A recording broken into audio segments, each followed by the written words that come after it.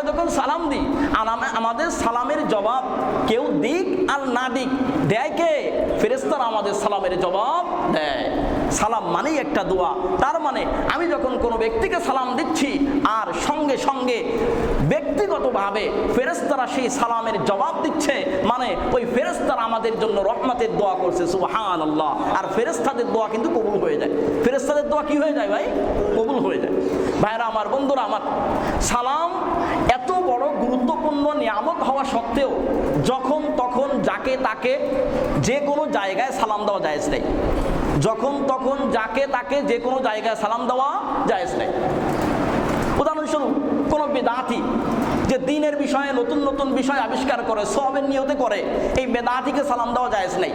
কারণ সালাম দিলেন মানে হলো আপনি তাকে সম্মান করলেন। নবী করিম সাল্লাল্লাহু আলাইহি ওয়াসাল্লাম বলেন যে তুমি কোনো বেদাতিকে সম্মান করলে তার অর্থ হলো তুমি দ্বীন ধ্বংসের কাজে সহযোগিতা করলে। নাউযুবিল্লাহ। আমি বানায় বলছি না, নবী করিম সাল্লাল্লাহু আলাইহি ওয়াসাল্লাম হাদিসে বলেন, মান ওয়াক্কারা সাহিবা বিদআতিন ফাকাদ আহানা আলা হাদামিল ইসলাম। কোনো ব্যক্তি কোনো বিদআতিকে সাহায্য করলো, এর অর্থ হলো সে ইসলাম ধ্বংসের কাজে সহযোগিতা করলো। অনুরূপভাবে কোনো মদ পানকারী তাকে সালাম দেওয়া জায়েজ নেই। প্রকাশ্যে গুনাহে লিপ্ত ব্যক্তি, প্রকাশ্যে গুনাহে লিপ্ত ব্যক্তি, মদ, গাঞ্জা, গান, ইয়াবা, বাবা, আরো যা বলেন, জিনা, ব্যভিচার প্রকাশ্যে করে সে এগুলাকে। জাহাঙ্গীরনগর বিশ্ববিদ্যালয়ের মতন সেঞ্চুরি করে আবার ঘোষণা দেয় আমি সেঞ্চুরি করছি। জানেন না আপনারা? সেঞ্চুরি করে ঘোষণা দেয় আমি সেঞ্চুরি করছি। এদেরকে সালাম দেওয়া ইসলাম কোনোভাবেই বৈধ বলে না। এটা তাদের শাস্তি, এটা তাদের শাস্তি। অনুরূপভাবে কোনো কাফের, মুশরিক, ইহুদি, খ্রিস্টান, বৌদ্ধ এদেরকে সালাম দেওয়া জায়েজ নাই। অনেকে আমার কাছে প্রশ্ন করে থাকেন যে হুজুর বিধর্মীদেরকে সালাম দেওয়া জায়েজ আছে কি না? না, বিধর্মীদেরকে সালাম দেওয়া জায়েজ নেই। তারা যদি আপনাকে সালাম দেয় আপনি সর্বোচ্চ এতটুকু বলবেন ওয়া আলাইকুম, এর বেশি বলতে পারবেন না। তারা যদি আপনাকে সালাম দেয় কি বলবেন?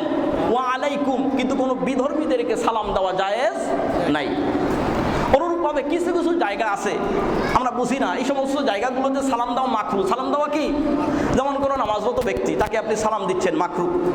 কোনো কোরআন তেলাওয়াতরত ব্যক্তি, জিকির আজগারে মাশগুল আছে এমন ব্যক্তি, খাবারে ব্যস্ত আছে এমন ব্যক্তি, ওযুতে ব্যস্ত আছে এমন ব্যক্তি, আমি হুজুর বসে বসে এখানে খুতবা দিচ্ছি এমন ব্যক্তি, একজন ব্যক্তি দ্বীনের আলোচনা করছে আর বাদ বাকি সবাই শ্রবণ করতেছে, হুট করে পিছন থেকে একজন এসে কয় আসসালামু আলাইকুম,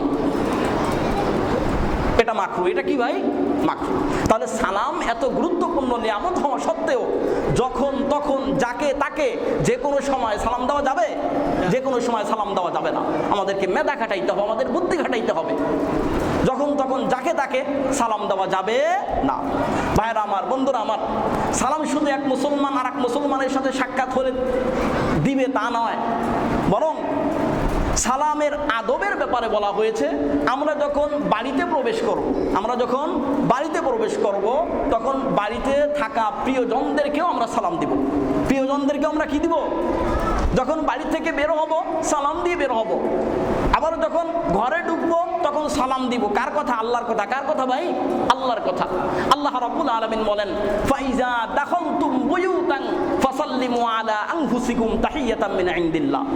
যখন তোমরা বাড়িতে প্রবেশ করবে, ঘরে প্রবেশ করবে, তখন তোমরা প্রিয়জনদেরকে সালাম দিবে। প্রিয়জনদেরকে কি দিবে? সালাম দিবে। এতে করে জরমিল মোহাব্বত তৈরি হবে, ভালোবাসার সম্পর্ক তৈরি হবে, ঝগড়া বিবাদ আস্তে আস্তে কেটে যাবে। আর এভাবে করে একটি সুখের সংসার গড়ে উঠবে। শুধু নিজের বাড়িতে ঢুকলে সালাম তা নয়, বরং অন্যের বাড়িতে ঢুকলেও সালাম দেওয়ার কথা বলা হয়েছে। আমরা যখন অন্য ঘরের বাড়িতে যাব তখন ওই বাড়িওয়ালার অনুমতি ছাড়া এবং সালাম দেওয়া ছাড়া ওই বাড়িতে ঢোকা নিষেধ। ওই বাড়িতে ঢোকা কি? নিষেধ। আল্লাহ অনুরূপভাবে নবী করিম সাল্লাল্লাহু আলাইহি ওয়াসাল্লাম বলেন, আমরা যখন এমন কোনো বাড়িতে প্রবেশ করব যেই বাড়ি কোনো মানুষ থাকে না আমি জানি, অর্থাৎ যেই বাড়িটাকে আমরা বাংলা ভাষায় বিরান ঘর বলে থাকি, যেই বাড়িতে বসবাসের অনুপযুক্ত বা বসবাস কেউ করেই না, এমন বাড়িতেও যখন ঢুকবো তখন নবী করিম সাল্লাল্লাহু আলাইহি ওয়াসাল্লাম বলেন সালাম দিয়ে ঢুকো। তবে সালামের পদ্ধতিটা ভিন্ন। নবী করিম সাল্লাল্লাহু আলাইহি ওয়াসাল্লাম বলেন বিরান ঘরে ঢোকার সময় সালাম দিবে এভাবে, আসসালামু আলাইনা ওয়া আলা ইবাদিল্লাহিস সালিহিন। আসসালামু আলাইনা ওয়া আলা ইবাদিল্লাহিস সালিহিন।